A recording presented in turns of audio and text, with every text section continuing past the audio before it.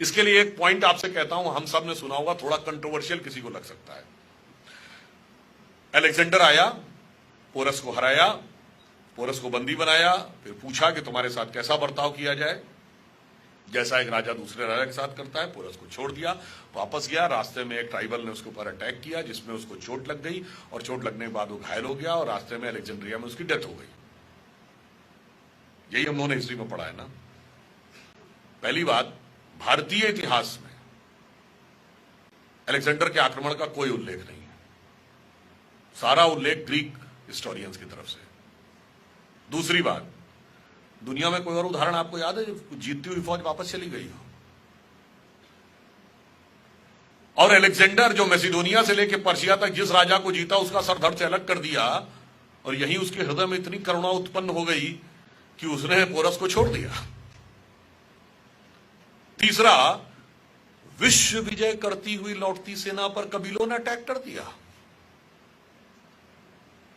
हकीकत यह रही होगी कि जो अलेक्जेंडर और पोरस की कहानी सुनाई जाती है वो भारतीय परंपरा के अनुरूप ज्यादा है। हमारे यहां राजा हारता था, दूसरा राजा कहता था सम्मान पूर्वक रहो और जाओ, छोड़ देता था।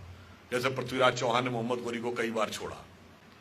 कर्नल जेम्स टॉड, जिन्होंने एक बुक लिखी है annuls and antiquities of Rajasthan, उन्होंने लिखा है कि भारत के जो हिंदू राजा थे उनके लिए युद्ध जीवन मरण का प्रश्न नहीं होता था, शक्ति प्रदर्शन के टूर्नामेंट की तरह होता था।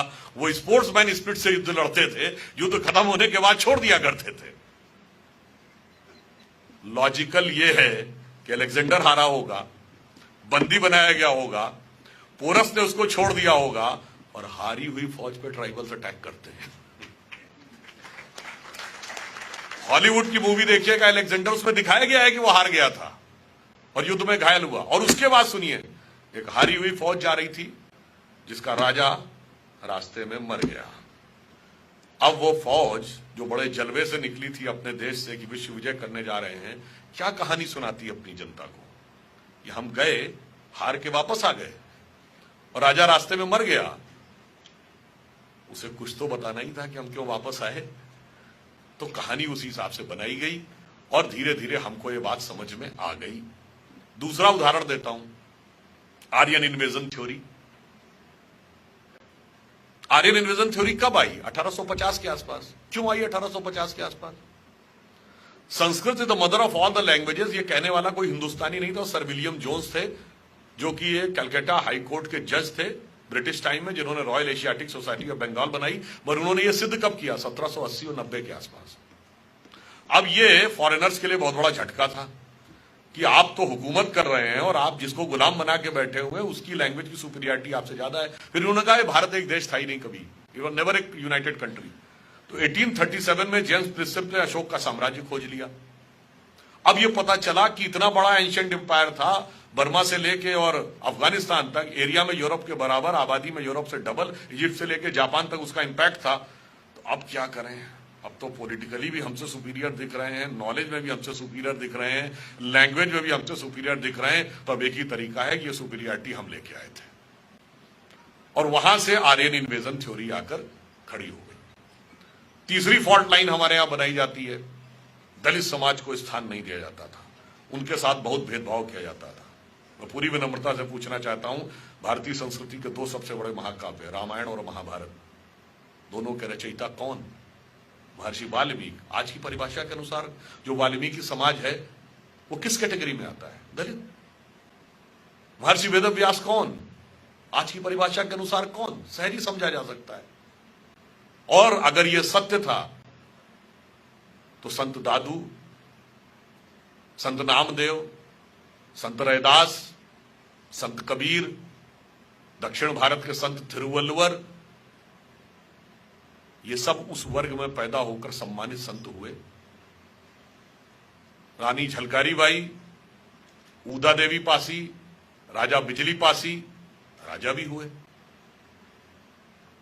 और यथार्थ कई बार हम लोगों से ऐसा घुमा के छुपा दिया जाता था कि कई बार हम समझ ही नहीं पाते थे कि इसमें फैक्ट क्या। जैसे हम और आप सब ने सुना होगा, जब गुड़गांव का नाम गुरुग्राम किया गया तो बहुत से रैशनलिस्ट खड़े हो गए, ये द्रोणाचार्य के नाम पे गुरुग्राम क्यों करना, इन्होंने तो एकलव्य का अंगूठा कटवाया था। और एकलव्य तो दलित था, उसके साथ बहुत बड़ा अत्याचार किया गया था। कहीं ना कहीं हम सबके भी दिमाग में ये बात है, ईमानदारी से अगर हम कहें, हमारे पास उसका कोई रैशनल उत्तर नहीं है। आप लोगों को भी ऐसा लगता होगा ना। और उसका कारण जानते क्या है?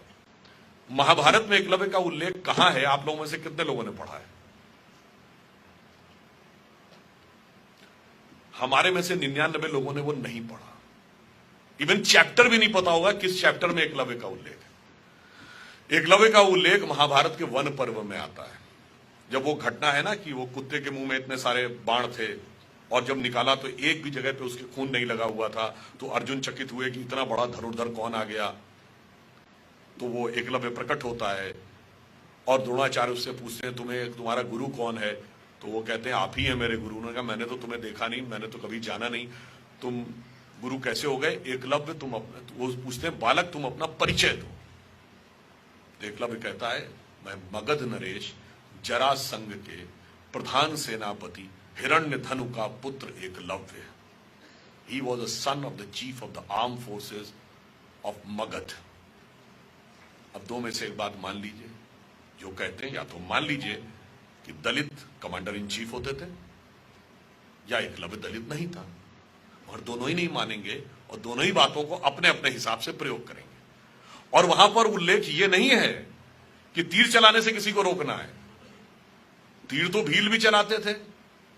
याद करिए महाभारत के अंतिम समय में, पुरुष बलि नहीं हो तो समय हो तो बलवान, भीलन लूटी गोपिका सोई अर्जुन सोई बान। बात यह थी कि दिव्य अस्त्र यानी डिवाइन वेपन्स वो चलाने का अधिकार किसके पास होना चाहिए? Chief of the arm forces के पास होना चाहिए। क्या एटम बम रहता तो पोजीशन में आर्म फोर्सेस के है, न्यूक्लियर बटन किसके पास रहता है? Chief of the arm forces के पास नहीं। किसके पास रहता है? प्राइम मिनिस्टर के पास। तो दिव्य अस्त्र का संधान सिर्फ राजा करेगा, यह सिद्धांत है। And it has to be ensured that alone and alone commander-in-chief should not have authority to execute that type of weapon. It has to be ensured. तो वो उसका प्रतीक था। चलिए अन्याय हुआ, उसको प्रस्तुत किया गया अन्याय होने के रूप में। फिर द्रोणाचार्य की डेथ कैसे हुई? जब द्रोणाचार्य को अपने पुत्र अश्वत्थामा के मृत्यु का समाचार मिलता तो उन्होंने तो सारे अस्त्र शस्त्र सिखाए थे। उन्हें क्रोध आता है, अभी लो ब्रह्मास्त्र का संधान करता हूं, खत्म करता हूं पांडवों की सेना। जैसे ही वो संधान करते हैं तो भरद्वाज ऋषि समेत उनके पूर्वज प्रकट होकर कहते हैं क्या कर रहे हैं भाई, ये मर्यादा का अतिक्रमण है। You are not the owner and executor of this knowledge, you are the trustee of this knowledge. Like atom bomb बनाता कौन है? DRDO.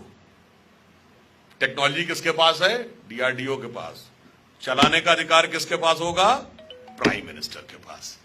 Cabinet committee on securities will take a decision when it is to be used. The same thing was there. Dronacharya was DRDO, Ekalavya was chief of the arm forces, but it has to be ensured that the nuclear button should always remain with the king. अब द्रोणाचार्य को लगता है कि अब अगर मैंने